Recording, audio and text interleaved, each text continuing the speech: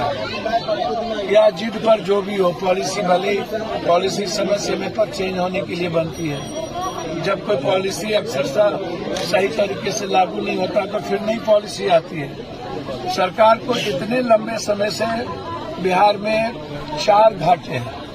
पहला घाटा है कि सरकार की रेवेन्यू, दूसरा घाटा है कि लगातार लोग मर रहे हैं, तीसरा घाटा है कि लोग महंगे दाम पर शराब ले रहे हैं, चौथा घाटा है कि शराब का पैसा माफिया नेता और पदाधिकारी के घर जा रहा है, पांचवा घाटा है कि जब देश भर में शराब चलता है तो हमारा सारा पैसा दूसरे स्टेट में जा रहा है, हमारे स्टेट को नहीं लग रहा। तो क्या पॉलिसी कोई चीज चेंज होगी या नहीं? और मेरा सवाल ये है कि इतने दिनों में इतने लोग मरे, तो इसमें जो मरे पीने वाले तो आप कह देते हैं भले पिया, कौन नहीं पीता है ये सरकार बताए। कौन? क्या सरकार के मंत्री, विपक्ष का एमएलए एमपी, विपक्ष क्या नहीं सब शराब पीते हैं? क्या आप जाकर के बाहर ताशकंद में, दुबई में, रशिया में, चाइना में, दिल्ली में, बम्बई में, अन्य जगहों जब जाते हैं तो क्या आप शराब नहीं पीते हैं? नेताओं ने तो प्रतिज्ञा लिया था शराब नहीं पीने का, कसम सभी लोगों ने खाया था। क्या दिल पर हाथ रख के बोले तो नेता लोग शराब नहीं पीते हैं? तो जब शराब पीते हैं तो ये गंदी राजनीति क्यों?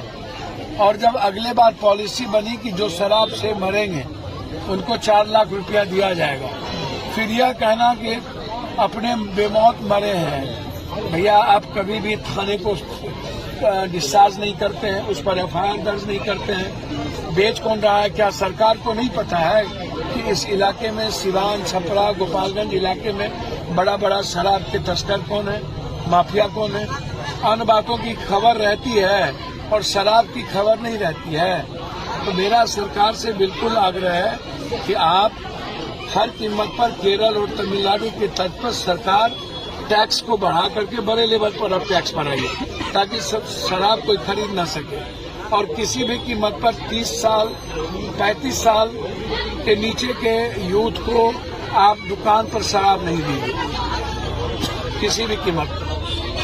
और शराब कोशिश करिए कि शराब होटल में जो 5 स्टार, 3 स्टार, 4 स्टार होटल है और जिले में प्रखंड वाइज आप एक कर दीजिए।